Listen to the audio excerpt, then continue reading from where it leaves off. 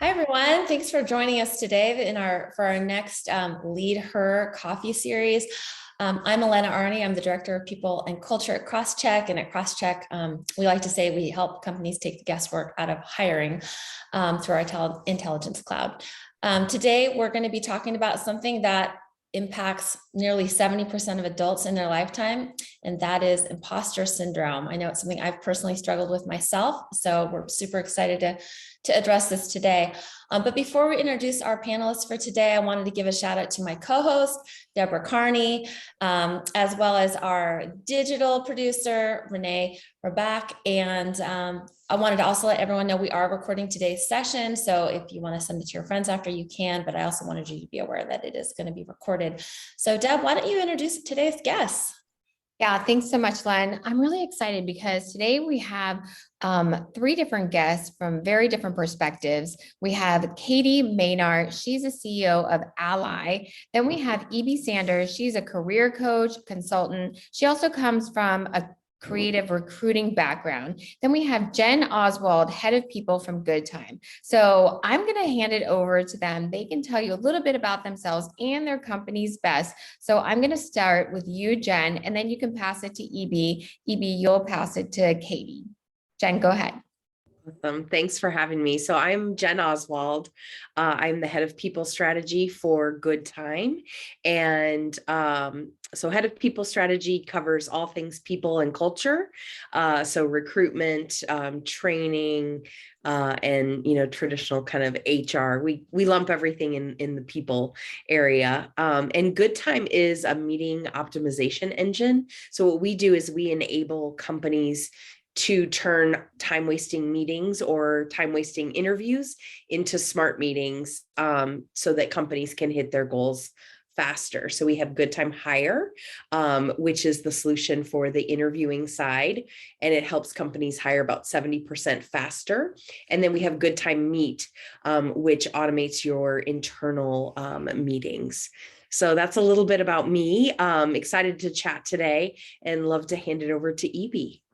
All right, thank you so much, Jenn.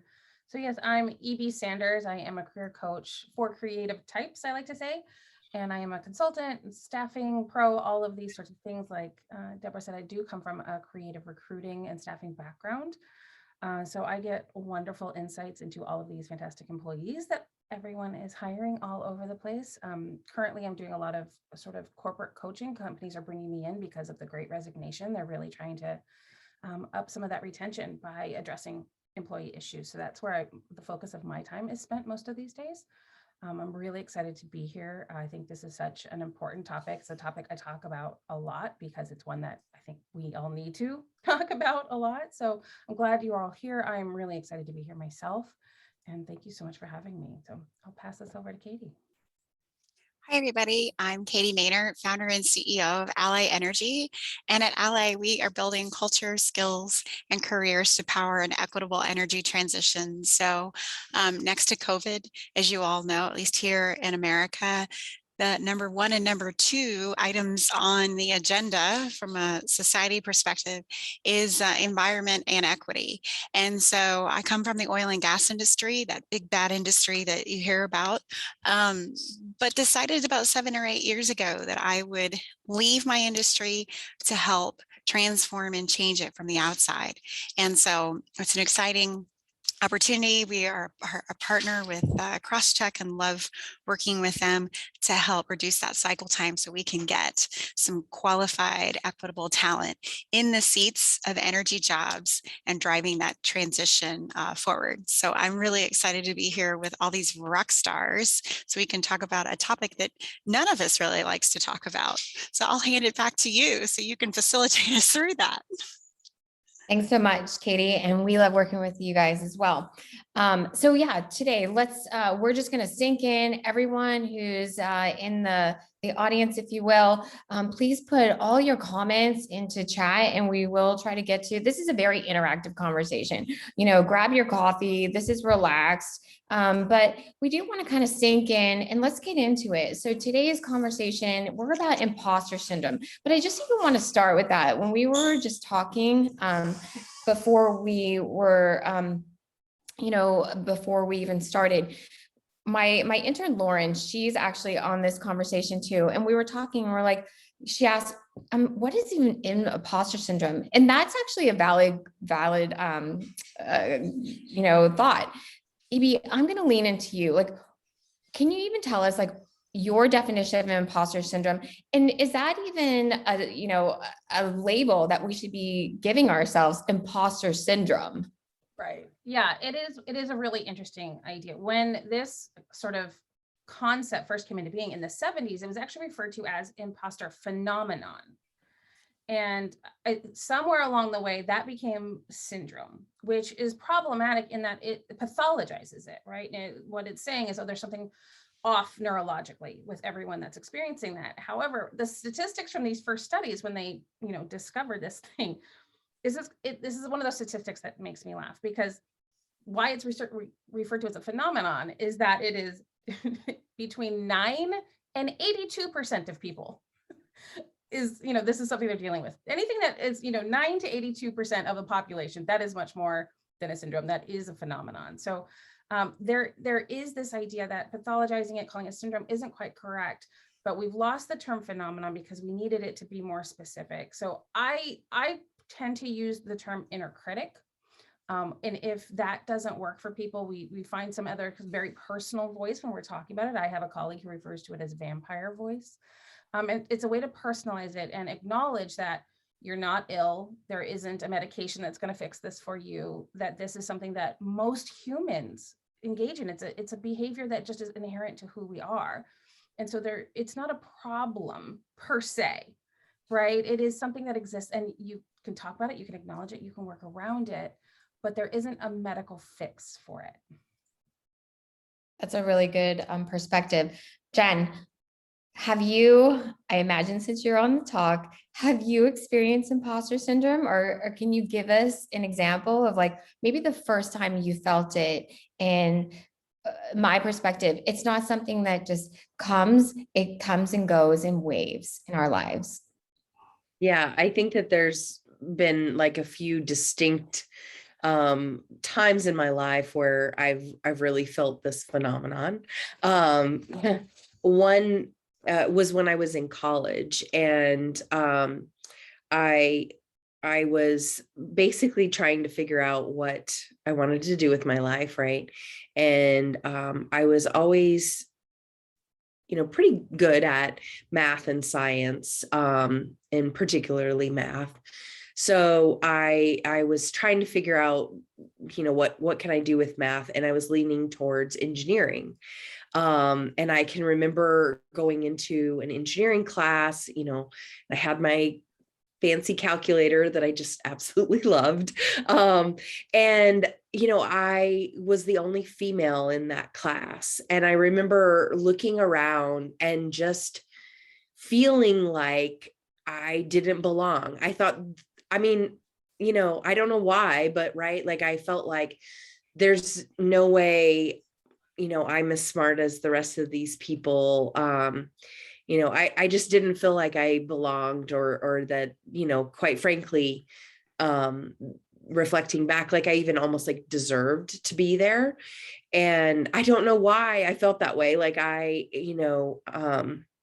ended up being a math and education major because so math major and then also education felt safer, right? There were, more people, like me. But yet I still like the math part, always stuck with me. So I think that that's like one of the first times that I really, felt, I didn't know what it was called, but that's when I really felt it. And then I owned my own business for about 5 years. And I think, Katie, I can, my heart goes out to you, right? And EB too, right? Because I think I felt it a lot then, because, you're taught a little bit like fake it till you make it.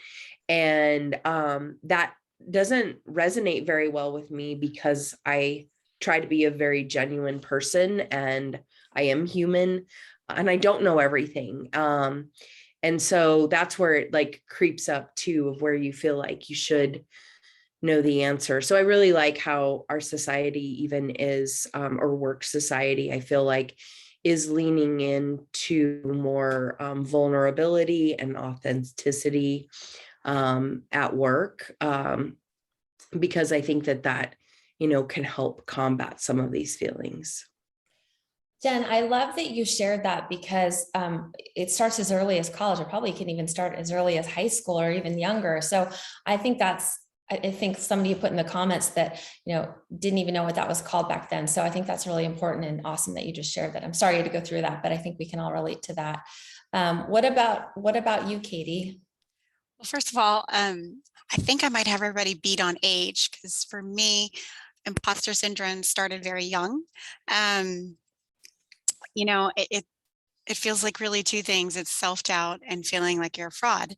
And when we talk about today in the context of, becoming more open and becoming more vulnerable, and the world needs to be more diverse and inclusive, this is the first time in my life stepping into being an entrepreneur and stepping outside of my comfort zone, that I feel truly empowered to be different. So when you are different, or when you think differently, the world looks at you differently. And when I was a kid, I remember my mom told me that interesting things flowed out of my mouth. I used language that was 5 grades ahead of me. I was the teacher's pet. So of course, the kids didn't like me, right? I got thrown in the garbage can a few times, in the 2nd grade, because I was different. And I think going through that and being in an environment where, I was with peers,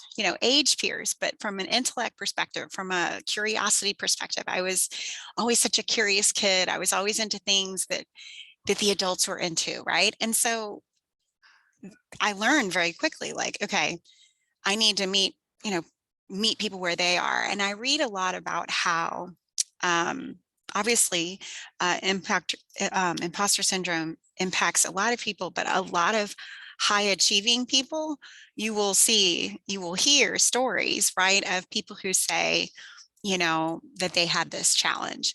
I'd say more recently, I had more self-doubt when it was time for me to go fundraise, because I'm not a fundraiser. So I will tip my hat to the CEO of Crosschq, who's a master at fundraising. Mike is amazing, right? Just to watch someone in action do something that maybe you don't feel necessarily that you're good at. So going in and pitching to potential investors, and I could sell my company services all day long, but fundraising, because I wasn't a math person, I wasn't an economics person, I was a communications person. So I think we get these stigmatisms, like if you're not a certain thing, then you can't do a certain thing. But that doesn't mean that if you aren't a constant learner, right, or a constant student, or someone who's curious, which I was as a child. Like my mother told me she just let my imagination run wild, and I would, get hit in the face, with peers, because I thought differently. So I throw it out there from the perspective of, I tell people now, we're living in a time where we're encouraging diversity and inclusion. So we need to break this thinking that we can't, right? And show that curiosity and persevere and try new things and take risks. So to bring us to the next level in our careers. So. Wow, thank you so much for being so vulnerable, Katie, with that story. That's definitely helpful for everyone who is on this call. Thank you. That was really powerful. EB, what about a story that you can share as well? Or even stories that you've heard from people. You run workshops on this. Oh, yeah. We'd need days for that one. But for me, my sort of inner critic really hit me when I was changing careers, because I was originally a college professor. And then most people would assume sort of first day I walk in, I got 300 students on risers, and it's just little, because I'm only 5'3", like walking in, that would have been sort of that moment that all hit me. For me, that was cake. That was just the easiest thing in the world for me. But when I had to leave teaching and go into the corporate world, and all of a sudden I'm running a meeting about staffing and, employee issues and all that's, kind of really big real life thing that impacts people's, paychecks. So I'm in a room with just 4 other people. And then that's when it was crushing me, because it was also new to me. I'd gone from being just the recognized expert because I was standing in front of the classroom to really having to prove that what I was saying was right and the right direction, and that, hey, this is something you should listen to me about. But it was so new to me. I didn't necessarily believe it myself, right? So that for me is during that career change was really when it was crushing for me, until I really found my footing and really was able to connect all the dots for myself, that I was competent. I was eligible to be at that table. I just didn't have the confidence yet. And that took, a couple of years of experience of me walking into those rooms over and over and over, not to convince others that I was an expert, that I knew what I was doing, that I wasn't a fraud, right? But to convince myself. So it happened for me kind of really initially later in life, but it was a really big moment that was already difficult. And adding that on top of it made it just, it felt like I was going through mud on a daily basis. Wow. I think for me, I'm kind of in your same boat, Jen. Like, I didn't really even know, I didn't have the label. I never had really heard of the phrase imposter syndrome. But I guess after I got divorced, I had been in advertising industry as well, EB. And then I had a couple of consultants, and then I had small businesses of my own. But then when I had to go back into like the real workforce, if you will, getting moving from advertising into like marketing, going into a tech company. I got my first marketing director job. It was my first time going into like a tech company, into the city, going back, being a single mom of 3 kids. There was, I would say 85% men, being the first marketing director, then building a team. It was kind of a big thing, I'm like, oh my gosh, this is a big deal. And then, it was like, oh my gosh, is he sure? Like, is my CEO sure? Like, he hired the right person? And then, it was kind of like fake it till you make it. And then I got my footing, and then like, yeah, I can do this. Like, I run my own companies. Like, I can do this.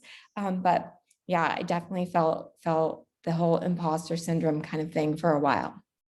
It feels like you all are talking about triggers too. Like for Jen, the trigger was literally as simple as walking to a class with her calculator. And then for you, EB, it was, moving into the corporate side. So I guess, how do we avoid those triggers? Or you can't really avoid them, I guess, but like, what do you do with those? What are they? What are those triggers? Are they different for other people? Yeah, triggers are different for absolutely everyone. And, I meet with people all day, every day. Again, this topic is really, really common. And one of the first exercises we do is have them sort of audit their daily actions, right? So when they're walking to certain meetings, when they're working on certain projects, when they're speaking to certain people, that when is it ebbing and flowing the most? When are they really starting to find that swirl of, I don't belong here, they're going to figure it out, and it's 9 times out of 10, they're very specific actions, people, situations that are the triggers that start that in motion. But you have to figure out what they are for yourself first, because then you can start to sort of preload it, right? If you're aware, like every time I've got that meeting with Brad, I start to feel like he knows more than I do, right? You can start to prepare more for that particular meeting so that you feel more confident, right? Or if it is just walking to a certain room, just because the room itself, physical spaces affect us, right? If it's a room feels really grandiose and important, it can make you feel less important, right? That's why banks look the way they do, right? So it's about figuring out what those are for yourself so that you can then proactively acknowledge it. I'm probably going to feel this way here. How can I mitigate it a bit? And what can I do to prepare myself? Are you a believer in the superhero or Wonder Woman stand before you go into those presentations? I mean, I'm pro Wonder Woman everything, but yeah. I mean, I'm not going to say no. If it works for you, do it. If standing on your head in the hallway works for you, do it. I mean, the science is, kind of flipped on that it doesn't actually do much, but I think if it feels good for you and it allows you to be puffed up a little bit, go for it. I love it. Jenn, what has helped you overcome imposter syndrome, or even like help your colleagues or your team, like just in a work setting? What do you think is helpful? I mean, I think it's one, you having open discussions, right? Like I don't know very many people who if you open up to them and say, hey, I'm feeling this way, like, can we talk, or, any tips or tricks going into the meeting with the, this person, like, what are they like? What can I expect? So anything that you can do to help, kind of calm your nerves, I think is helpful. And just like what EB said, knowing what some of your what are things that bring up that feeling for you, and what helps in that. Like, I think that's a little different for everyone, but for me, it's just really focusing on maybe just listening and thinking about what my response is, very thoughtfully, instead of that this isn't about trying to prove something anymore, right? And maybe that comes with I'm a little longer in my career than I used to be, right? So maybe that's something that I've learned, but like, I am here to support anyone, whether they work in my company or not, regardless of how they, identify as a gender or anything else, right? So I think it's like finding those allies and people who will support you and, coach you, mentor you, so you can realize your greatness. Love that. Love that. Renee, you are earlier in your career than some of us on the call, as is Lauren. I'd love to hear from your perspective about imposter syndrome, whether you felt it or other things that maybe you have felt that are helping you when you feel triggers, if anything. Yeah, I've certainly felt it. Probably at a really young age, but definitely when I entered into the workforce, for sure. People my age would be so good at knowing something. And then you dig in and you find out, they've been doing it for years, or, they felt uncomfortable too. But I was a consultant, so I was dealing a lot with clients that expected me to have those answers. And I think that environment did me a disservice in terms of not allowing me the space to feel comfortable not knowing things, especially, jumping right into my career. So I think giving myself a little bit of space from being in situations where I constantly felt like I needed to know the answers and felt like I needed to, like, either make things up or, or, do some intense research to get back with a really great answer. Giving myself a little bit of space to not be in those situations, so that way I can slowly build my confidence, is something that helped for me. But I really had wished that, I don't know, I had maybe been to more talks like this where I heard other people struggling with it. I think that social media and just, the air that people can put on makes it seem like they have the utmost of confidence, and hearing their vulnerability actually increases my own confidence. So I think just exposing yourself to more stories like this, you start to realize, oh, like, they don't know exactly what they're doing either. This world's changing so fast. Like, we're all just trying to figure it out. And so I think that's what really helped me, but it's still a little bit of a battle. Like you said, it ebbs and it flows. That's exactly right. That's what, I mean, that is the whole purpose of this. Like, we're here to provide support to one another, because we're all in it together. It's kind of like, the way I relate it to, it's kind of like Facebook. Like, people can put their like beautiful vacations all day long, but behind the curtains, they might not be having like an amazing vacation life. So it's kind of like your career too. Like, everyone can post like their amazing LinkedIn vacations, but behind the closed doors, like we're all human. We're all having our own insecurities. And that's exactly what this coffee chat is all about. It's like, hey, we're all here to support one another. And I love what you said, Jen. It's like, you got to find your support team, within your work. You got to find your people. You got to find your tribe.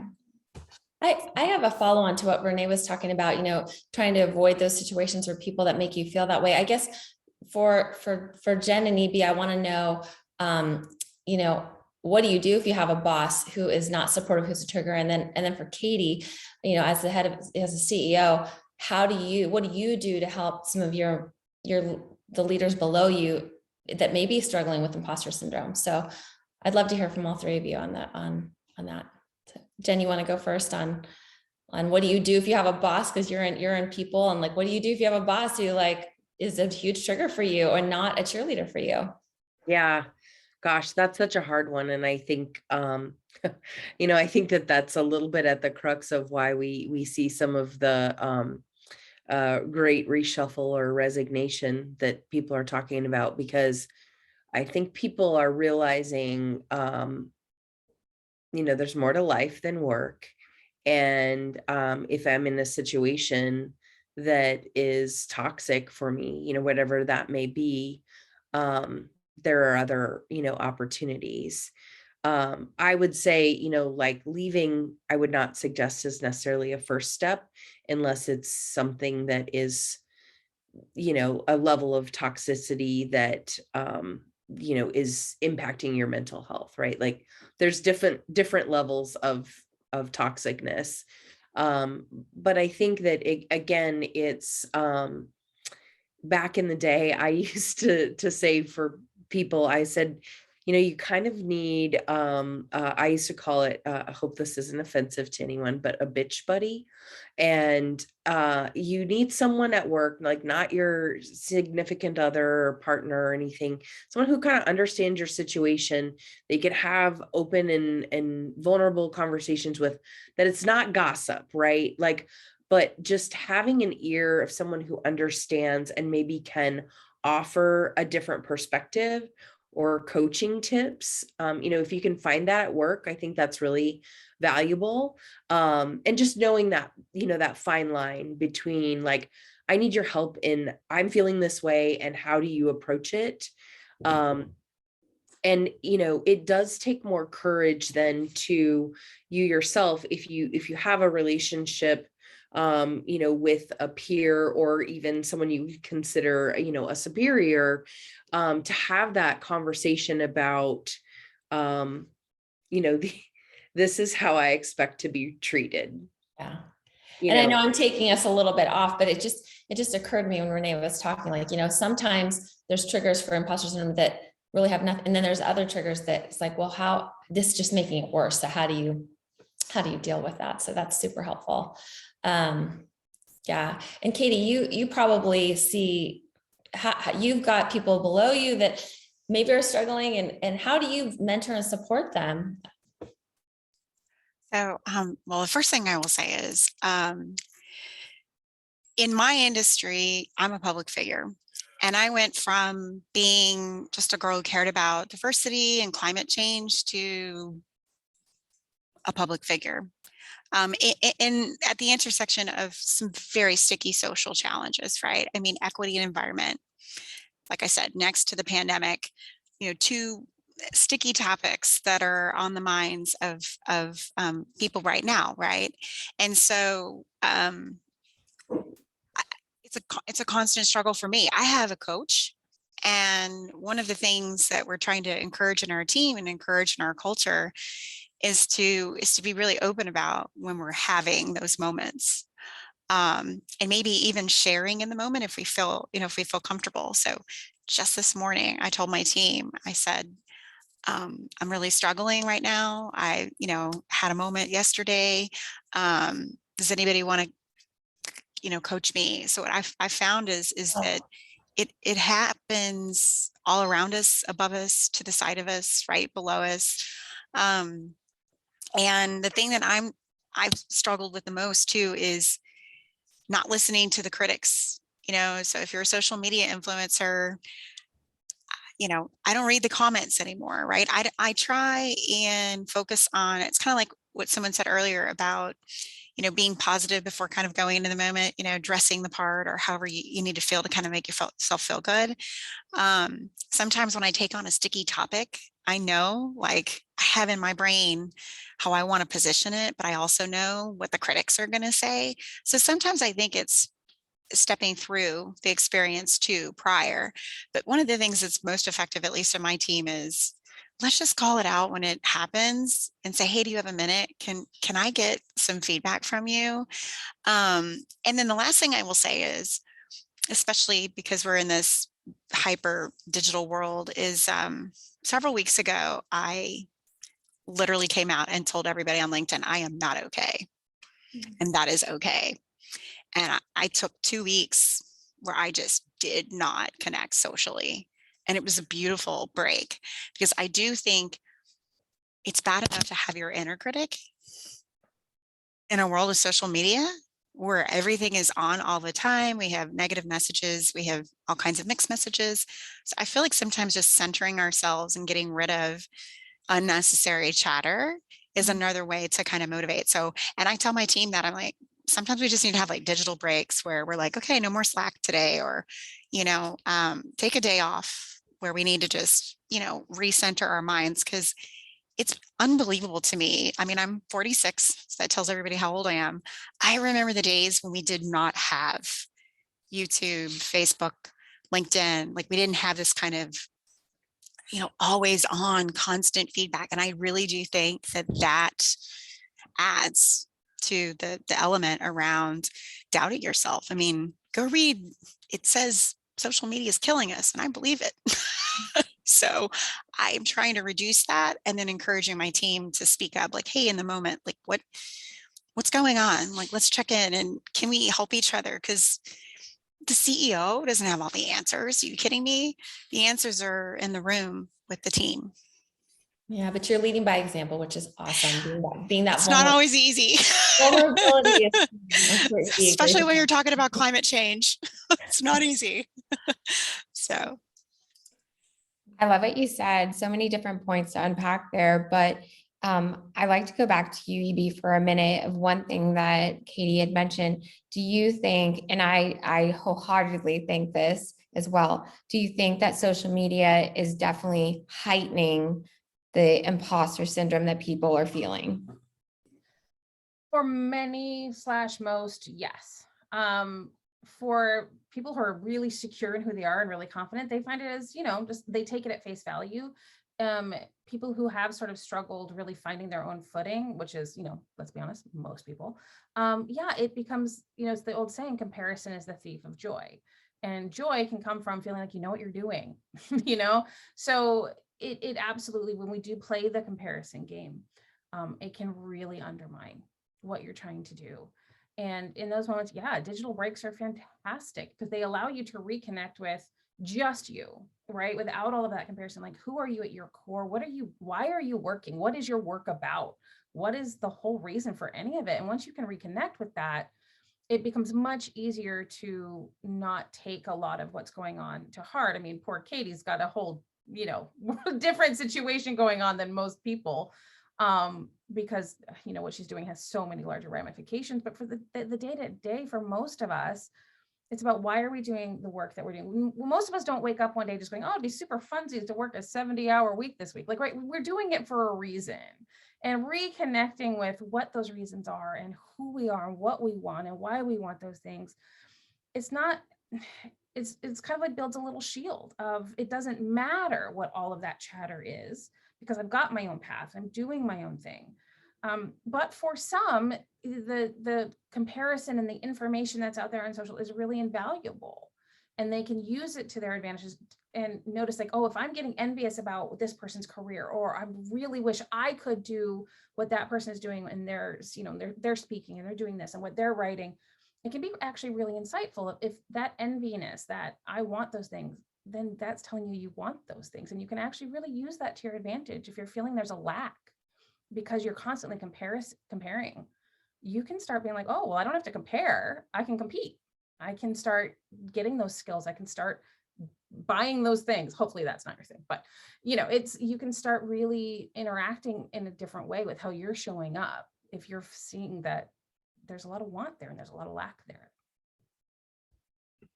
Awesome. A couple of things I hope that we have time to cover on this call is we always, or, well, often we hear about imposter syndrome being linked to women. But is imposter syndrome, we already discovered it's not an age thing. It doesn't come at a certain age, ebbs and flows. But is it a female thing? I mean, recently I had an opportunity to talk to a close male friend, and I was actually telling them about, you know, our coffee chat coming up, and he was like, "Oh, I think I need to be on that call because that's something I deal with." So that was actually pretty enlightening. I'm like, it seems like it's not a male female thing. It's a thing. So I don't know if there's any data behind like who is affected, because as we talked at the call, you know, it seems like, I don't know what you said, like 80%, 85% of people feel it. Is there also statistics behind, you know, is there any linkage between, you know, or people with anxiety or depression or anything along those lines? Are they more affected to get imposter syndrome than somebody else? So I don't know who's going to take that. I would imagine you, EB, since you do, you know, these kind of things. Yeah. So is imposter phenomenon female relegated? No, we've learned that, right? What we are finding though is that women are more likely to discuss it in a way that our male friends and are not.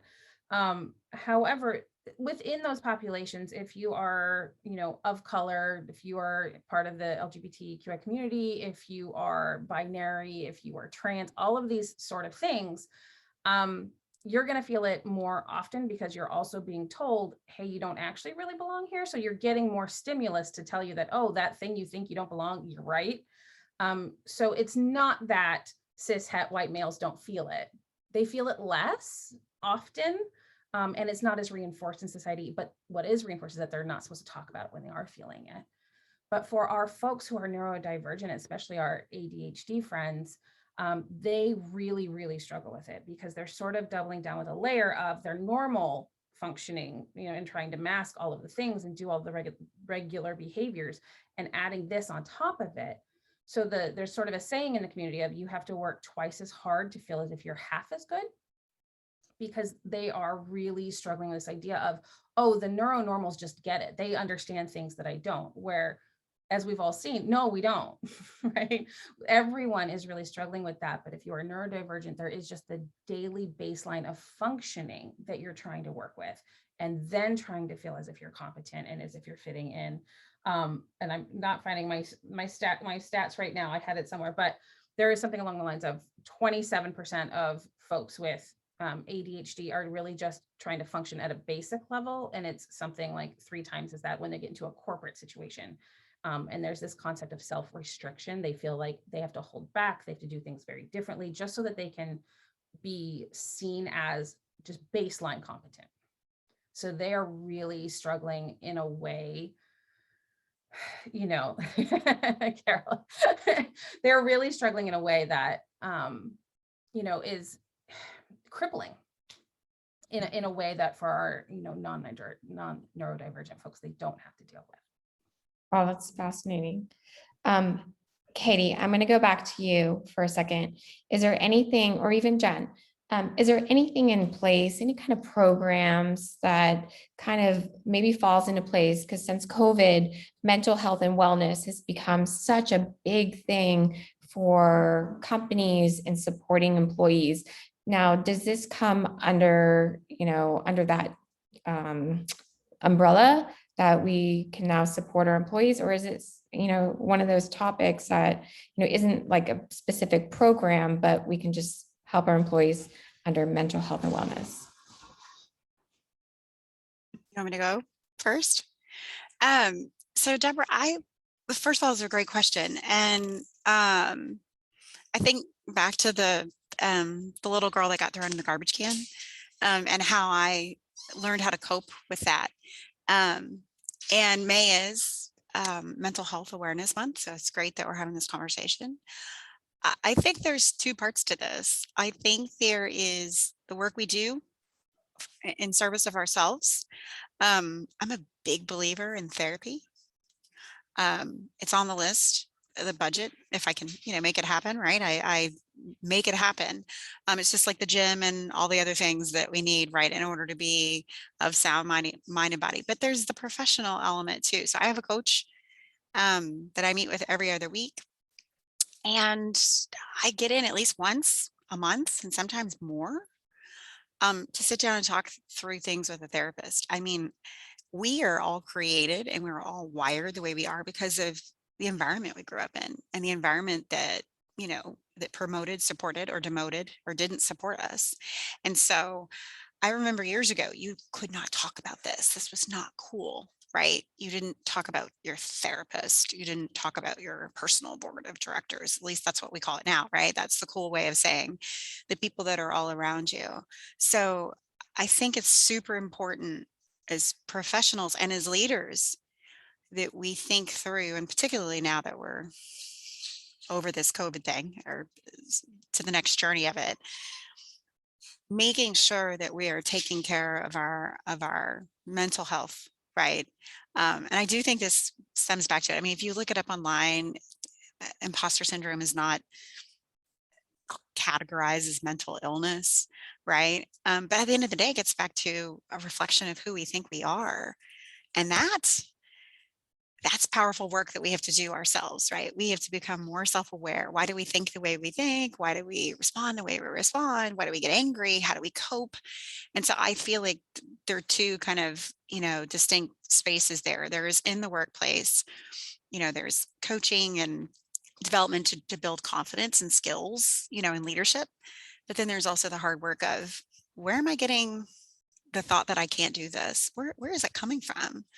Right? Because I didn't say this, but my father, when I was 10, he's an engineer. He was like, you don't want to be in the energy industry. It's science and math, and that's really hard. And I don't think he knew, right? Of course, that he was programming me to think that I couldn't do it. But I remember later in life going, well, it's science and math. I mean, and actually the energy industry isn't just science and math. It's all kinds of disciplines. So anyway, it's a long way of answering. I think there's two distinct things there. And I would recommend to professionals and to leaders that it's not either or, it's both. Thank you. Yeah, I can add to what Katie's saying, and thank you everyone for such a open conversation. I also believe that therapy is so valuable. And, if it's something that you can do for yourself, great.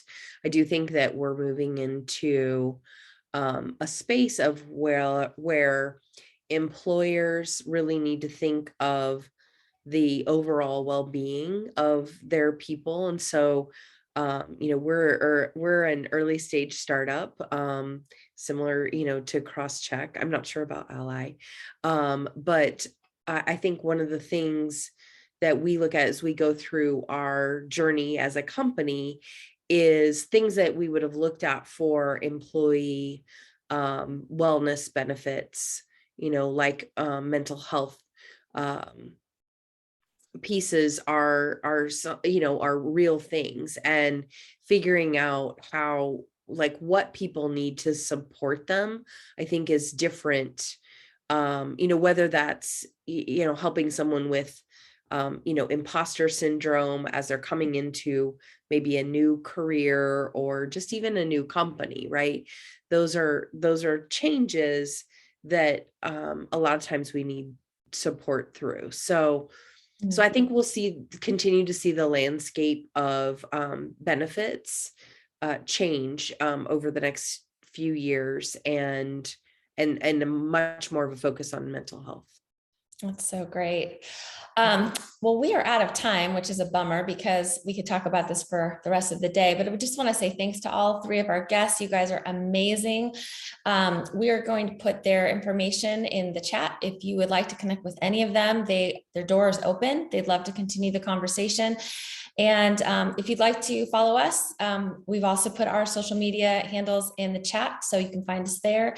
Our next topic will be on remote work, and we'll be sending the invitation out to that soon on social media and via email. So thanks again for joining us. And thank you to Renee and to Deb and to Lauren for everyone putting this together. Thank you, everyone. Bye.